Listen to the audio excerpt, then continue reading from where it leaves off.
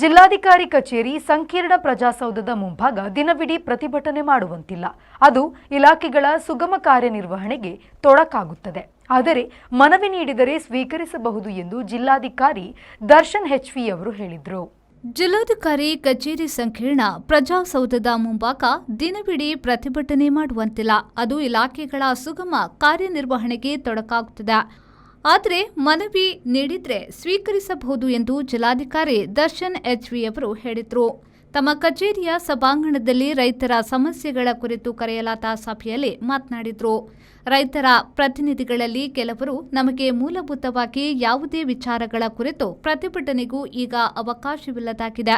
ಪ್ರಜಾಸೌಧದ ಮುಂಭಾಗ ಪ್ರತಿಭಟಿಸಲು ಬಿಡುತ್ತಿಲ್ಲ ಎಂದು ಆರೋಪಿಸಿದರು. ರೈತನೊಬ್ಬ ನೆಟ್ಟು ಸಾಕಿ ಬೆಳೆದು ನಿಂತ ಬೆಳೆಯನ್ನ ನಾಶ ಮಾಡುವಾಗ ನೋವಾಗದೆ ರೈತ ಇದಕ್ಕಾಗಿ ಆತ್ಮಹತ್ಯೆಗೆ ಯತ್ನಿಸಿದ್ರೆ ಆತನ ಮೇಲೆಯೇ ಪ್ರಕರಣ ದಾಖಲಿಸುವುದೇ? ಖಾಸಗಿ ಕಂಪನಿಯವರಿಗೆ ರೈತರ ಮೇಲೆ ಈ ರೀತಿ ದಬ್ಬಾಳಿಕೆ ನಡೆಸುವ ಧೈರ್ಯ ಹೇಗೆ ಬಂತು ಎಂಬ ಪ್ರಶ್ನೆಗಳ ಮೂಲಕ ರೈತ ಮುಖಂಡರು ಅಸಮಾಧಾನ ವ್ಯಕ್ತಪಡಿಸಿದ್ದಾರೆ.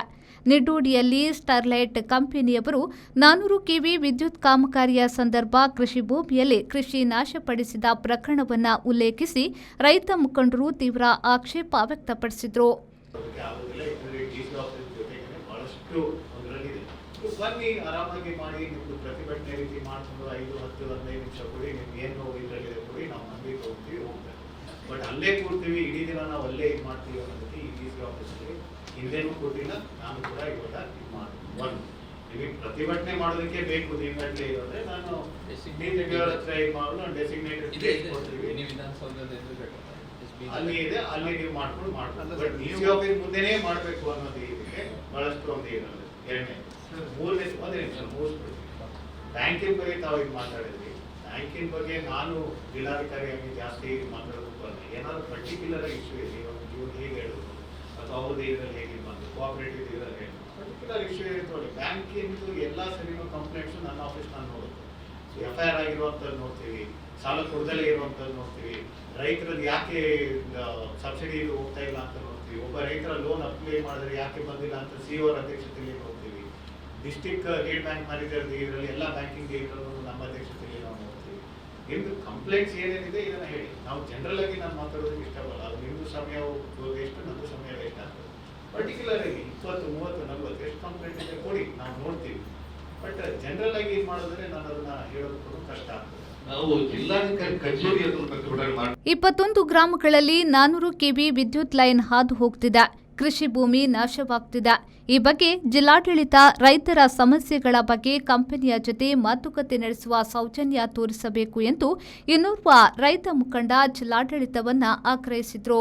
ಪರಿಹಾರ ಬಿಟ್ಟು ಬೇರೆ ಸಮಸ್ಯೆ ಇದ್ರೆ ಅದನ್ನ ಪರಿಹರಿಸಲು ಜಿಲ್ಲಾಡಳಿತ ಸಿದ್ಧವಿದೆ. ಈ ವಿಷಯದ ಕುರಿತು ತಾಲೂಕು ಹಾಗೂ ಜಿಲ್ಲಾ ಮಟ್ಟದಲ್ಲಿ ಹಲವು ಸಭೆಗಳು ನಡೆದಿವೆ. ಬೆಳೆದಿರುವ ಕೃಷಿ ನಾಶಕ್ಕೂ ಸದ್ಯ ಪರಿಹಾರ ನೀಡಲಾಗುತ್ತಿದೆ. ಇನ್ನು ಹೆಚ್ಚಿನ ಪರಿಹಾರ ಬೇಕು ಎಂದು ರೈತರು ಕೇಳಿದ್ದರಿಂದ ಜಾಸ್ತಿ ನೀಡುವುದಕ್ಕೂ ಪ್ರಯತ್ನಿಸುತ್ತಿದ್ದೇವೆ ಎಂದು ಜಿಲ್ಲಾಧಿಕಾರಿ ದರ್ಶನ್ HV ಅವರು ಉತ್ತರಿಸಿದಾಗ, ಈ ವಿದ್ಯುತ್ ಲೈನ್ ಅನ್ನು ಹೈವೇ ರೈಲು ಮಾರ್ಗದಲ್ಲಿ ಹಾಕಬೇಕೆಂಬ ರೈತರ ಮನವಿಯನ್ನ ಜಿಲ್ಲಾಡಳಿತವು ಪುರಸ್ಕರಿಸಬೇಕು ಎಂದು ರೈತರು ಆಗ್ರಹಿಸಿದರು. 2019ರಲ್ಲಿ ಈ ಯೋಜನೆ ಜಾರಿಗೊಳ್ಳುವಾಗ ದೊಡ್ಡ ಮಟ್ಟದ ಪ್ರತಿಭಟನೆ ರೈತರಿಂದ ಆಗಿದೆ. ಅರಳ, ಬಂಟ್ವಾಳ, ಶಂಭೂರು, ಪಂಚಕಲ್ಲು ಮೊದಲಾದ ಗ್ರಾಮಗಳ 40 ರೈತರು ನ್ಯಾಯಾಲಯ ಮೆಟ್ಟಿಲೇರಿ ಲಕ್ಷಾಂತರ ರೂಪಾಯಿ ಹಣ ವ್ಯಯಿಸಿದ್ದಾರೆ. ಆದರೆ ಅಲ್ಲಿಯೂ ನ್ಯಾಯ ಸಿಗಲಿಲ್ಲ. ಬಳಿಕ ನಿರಂತರ ಸಭೆಗಳಾದರೂ ರೈತರ ಪರ ಯಾವುದೇ ಕ್ರಮವಾಗಿಲ್ಲ. ಹಾಗಾಗಿ ತಾಳ್ಮೆ ಕಟ್ಟೆ ಒಡೆದಿದೆ. ಆದ್ದರಿಂದ ಇಂತಹ ವ್ಯವಸ್ಥೆ ಎದುರಾಗಿದೆ ಎಂದು ರೈತ ಮುಖಂಡರೊಬ್ಬರು ಹೇಳಿದರು. ಈ ಯೋಜನೆಯ DPR ಆಗಿ 9 ವರ್ಷ ಆಗಿದೆ. ಇದೇ ಹಾದಿಯಲ್ಲಿ ಈ ವಿದ್ಯುತ್ ಲೈನ್ ಹಾದು ಹೋಗಲಿದೆ ಎಂಬ ಅನುಮೋದನೆಯು ಕೇಂದ್ರದಿಂದ ರಾಜ್ಯ ಸರ್ಕಾರಕ್ಕೆ ಬಂದು ಕಾಮಗಾರಿ 90% ಆಗಿದೆ. ಈಗ ಲೈನ್ನ ಪಥ ಬದಲಿಸಬೇಕೆಂದ್ರೆ ಅದು ಜಿಲ್ಲಾಡಳಿತದ ಹಂತದಲ್ಲಿ ಆಗದು ಎಂದು ಜಿಲ್ಲಾಧಿಕಾರಿಗಳು ಸ್ಪಷ್ಟಪಡಿಸಿದರು. Manjunath Prasad, V4 news, Mangaluru.